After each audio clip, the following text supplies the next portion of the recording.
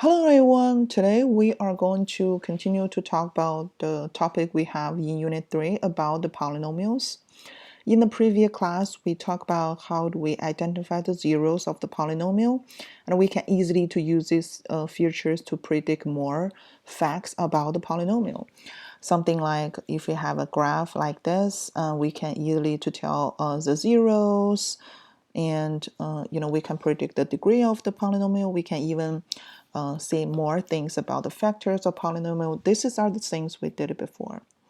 And today, as you can see the title, we still work on the zeros, but this time we are going to do algebraically, so probably you can predict. This time we are going to actually solve this kind of situation. And let's see how do we do this. Before we start, and we want to have a quick warm up here.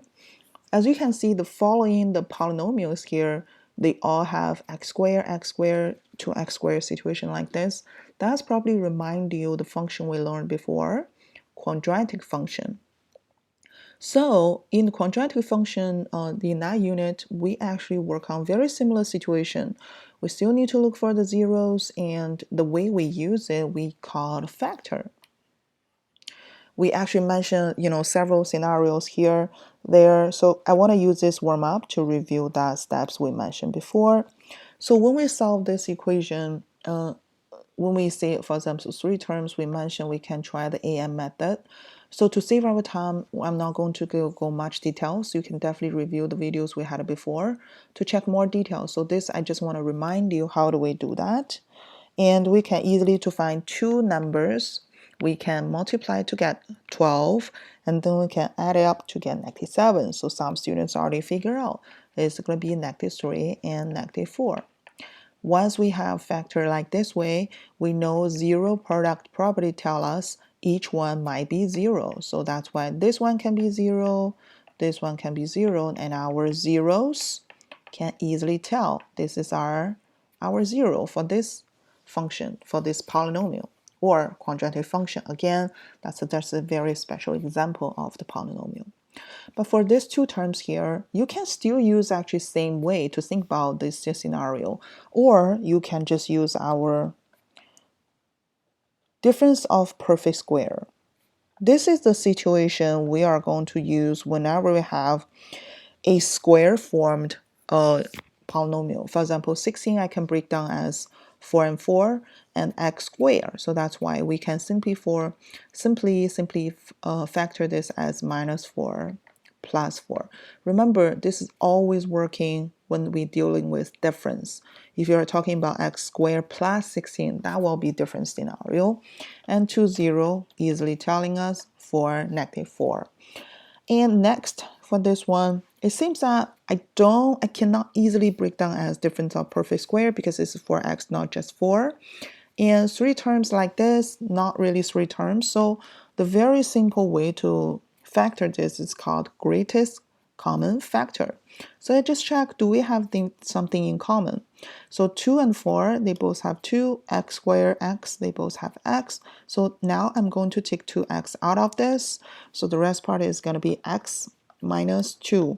All you need to do is like the reverse process of distributive property. So 2x times x is 2x squared, 2x times 2, 4x. That way you can check, did you factor them correctly. Now, as long as I break down the two part, multiply together to get 0, then I can simplify, tell us this is the first one 0, and this one is going to be the 2. So that's how you figure out the zeros for this scenario. And you can see here, you can even simplify, just simply plug in the number in original equation, x equal to 0, 0. 2 minus 2 is 0, 0 times whatever the value is always 0. So this is just quick remind you, this is all the ways we mentioned before. So in this unit, as you can see, for the polynomial, it's not always a situation we can say, hey, I can just deal with square, square, square. Sometimes we have to deal with to the third, to the fourth scenario like that. So how do we, find zeros of a polynomial? Things we can ask ourselves is, do we have, greatest common factor like what we mentioned before? Do they have something in common? And if we are dealing with only two terms, you can definitely try the greatest common factor. Or do we have scenario like this? One is square, the other one is 9, or sometimes we are dealing with like even exponents, and another one is perfect square number. Or three terms. Okay, if you have three terms, maybe we can try AM method. Can you find two numbers to add on two number and also to multiply to get the certain terms in the equation? So these are the three things we always check. GCF greatest common factor, perfect square, or AM method. These are the things you always want to check. And sometimes we have to combine the methods together to make sure we can factor. So now let's check examples we are going to work on today. So the last part of this lesson, we are going to check two examples. As you can see, each one has quite different exponents as we did before. So now let's go over, we are going to solve this equation by checking this, steps here to help us. How do we actually, even we have to combine method together, we can still find out the answer. Now let's do this. So the first one, we have three terms here, and before we always do something, so always check the GCF. The three terms here, do we have something? So basically this one can simplify the process and can simplify the numbers for you. So that will make it easier for you to figure out, oh, this is actually can be used certain method. So I noticed that they both, for the number, this is 1, 15, 14. Definitely there's nothing we can do. But for the variables, x squared, x third, x fourth, so we are going to take out the list exponents here. So I'm going to simplify this, taking out x squared. The next, we just need to know, hey, if I take out x squared, what's left? So x squared times x squared is going to be x4, because 2 plus 2 is 4. And then next, if I take x squared out of this, it's going to be 5x. Again, the way you test it, x squared times x is x third. So the next, I already take for x squared out. The rest part is only 14. Okay, so now all we need to do, now I have three terms here, and x squared is outside. I'm going to keep these terms here. But remember, since I have this one, I'm going to try AM method. So now I'm going to look for two numbers. We multiply to get negative 14. And when we add them, it's going to be negative 5. So for the students, you can definitely pause the video to think about the answer. But I guess probably some of you already figured out the answer, which is, yes, you're right, is negative 7, 2. You can definitely play with number. For example, some student might think about the 114, or some student might think about the 2, negative 7.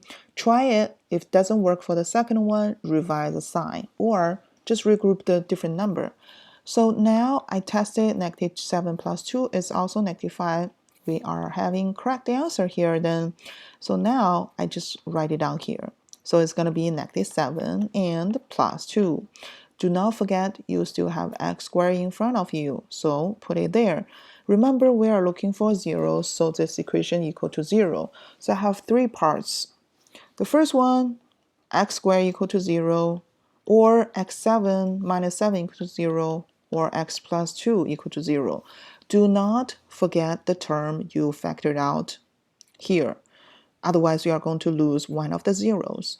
So this one, x squared equal to 0, x has only one answer, which is 0, because only 0 times 0 is 0. This one, simplify, solve the answer, which is 7. This one, solve the answer, negative 2. So we have 3 zeros here. 0, 7, and negative 2. This is our 0 here. Okay, so that's how do we solve this kind of thing. And as you can see, I use GCF first, and then I use EM method. So this is actually two two methods we actually use here. Now, let's check this one. So x to the fourth power minus 64. Apparently, there's no variable for the second term, and both number 1, 64, there's nothing for us to do GCF. So GCF we don't need to try here, but since we have only two terms here, I might want to try difference of perfect square, because this is an even number, x4, so I can easily to break down this x squared, x squared. And the other one is we are going to look for, hey, how can I break down 64, which is 8 and 8. So one is minus, one is plus. That's how we do this one. So this situation we are going to, hey, how do I break down? It's actually, if we just look at 8 is not perfect square number, so we are going to stop here. Then the question is, can we solve it? Yes, we can solve it, but there's the two values here. We are going to work on two equations. So the first one is x squared minus 8 equal to 0, or x squared plus 8 equal to 0. So this one we just solve like a regular way we do that. And this one we are going to solve again equals this, so x squared equal to negative 8. So this one we are going to solve is we can take square root for both sides. Do not forget whenever you take square root, it actually is square positive or negative square 8. So x, and then do not forget we can simplify square root of 8 as 2 radical 2. If you forget, let me remind you quickly, which is 4 times 2. So take 4 out of the square root, which is radical 4 radical 2. That's how do I 2 radical 2 here. Okay, so that's just side note to dealing with this. So now I have x. This solution is 2 radical 2 and negative 2 radical 2. So now let's move on to this one. So some student might say, hey, I don't know there's a number you multiply itself can get negative. You are right. There's no such number. However, if you do remember, we actually talked about something before is complex number. So let's use this chance to just review what we did before. So x is gonna square root positive negative radical negative 8. And remember, I can simplify this as radical 8 and radical negative 1. So for this case, it's going to be I. So we can simplify. So since square root 8 is 2 radical 2 for this one, so this two solution is actually 2 radical 2i and negative 2 radical 2i. So as you can see, that's quite surprising, right? We have two real solutions. This is real solution. The reason we mention real because they belong to real numbers. But these two are not real solution. So if you think about this one, this actually represent we have two actually can present on the graph, but these two cannot really represent on the graph here. So this is our answers for this solution.